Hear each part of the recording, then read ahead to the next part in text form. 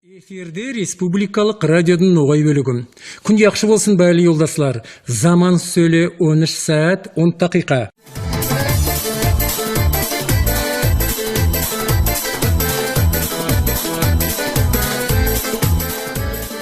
Басылаймыз, іште темір тот болмас деп аталған біздің радио беруімізді.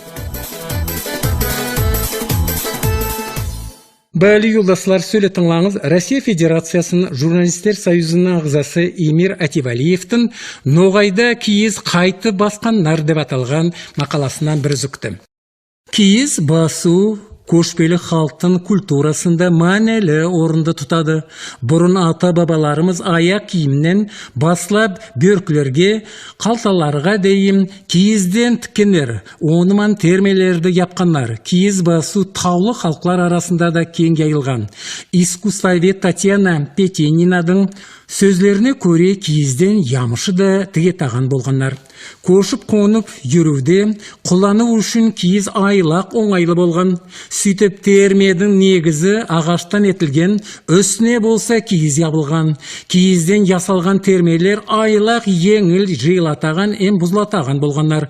Термеді басқа ерге көшірек заманда оны ора бейғандар, ағашларында айырым дейіп арбаға тиегенler. Әуелде ата-бабаларымыз әлі қойдың, түйедің, ешкінің терілерінен де құланғандар. Искусствовед Татьяна Петенинадың беркітуінше, ноғай киізі боялмағаныман басқанан таған едім. Ұсталар көбінше әлде қара моры түслі терілерді құланғандар. Ноғайларда киізден күйізлерді ету де кең жайылған. Киізден күйізлерді құмықлар да басатаған болғандар. Оларға ұсаған күйізлерді аварлар да шешенлер де еткенлер. Ноғайлар көшпелі болғаннан себеп, киіз олардың яшауында өмірлердің бойында мәнелі орынды тұтқан. Көшуінің барысында тоқталған заманда да ноғай қысқаяқлар бос тұрмағандар, киіз басу мәнкәрлегенлер.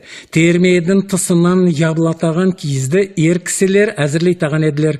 Неге десең, термейдің тысынан ябылған киіз қаты болған. Дейді Дагестан Республикасының маданиятын сыйлы қоқшысы искусствовед Татьяна Петенина. Ноғай халық өрнегі Россиялық гуманитарлық ілімі фондының проекттің етекшісі Зухра Кузееваның беркіткенше, теріді бояу Аштархан ноғайларында бөтен де кең жайылған. Тағы да бір тергевші Исмаил Мусакаевтың қосқанша, Шешен Республикасының Сарысу ауылында ұсталар киіз басуда тұз құйғандар. Теріді басаяқтан алды, ноғайлар оны юмағандар. Қойдың юннің қырққаннан сын юғандар.Еңде кең жайылған ноғай киіз болады. Оға тігіз киіз дегенлер. Неге десең, өрнеклердің арасы ерек тігілген. Басқа халықларда өрнеклер бір-біріне юық қондырылғандар. Киіздегі өрнеклер лента кепте етілгендер.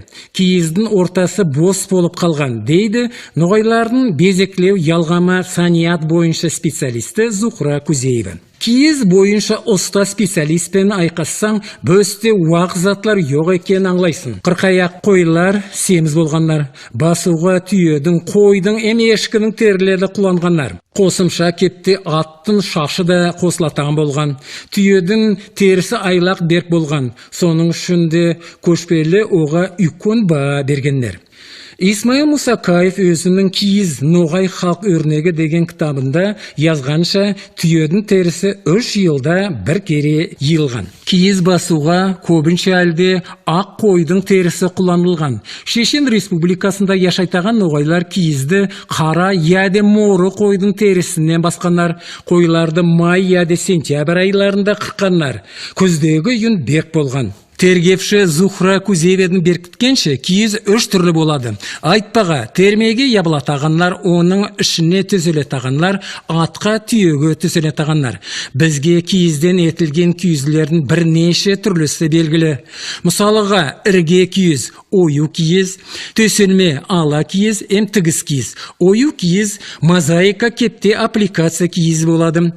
Исмайыл Мусакаевтың айтуынша, ондай киіздер терк сулақ ноғайлардың кең яйылғандар. Тергеушілер ноғай киізде саулай 80-ге юқ өрнек саналған. Өрнеклер көшпелілердің яшауын ашықтан ашық көрсеткендер. Исмайыл Мусакаев күннің көзі деген өрнекті мысал етіп келтіреді. Бұрын заманда ноғайлар мұсылман дініне әлі де табынмағандар. Сабантойды күннің құдайының байрамы деп белгілегендер. Әлігі заманда болса сабантой байрам қуанышлы той кепте озғарылады. Киіз басу өрнеклерді қондыру бойынша көп еллардың бойында йылған сұлып, бүгінлерде йойылып бармаға бол аяғына қорқыныш тудырады. Бұл юлдаслар сөйлесіз тыңладыңыз. Россия Федерациясының журналистлер союзының ағзасы Эмир Ативалиевтің «Ноғайда киіз қайты басқанлар» деген мақаласынан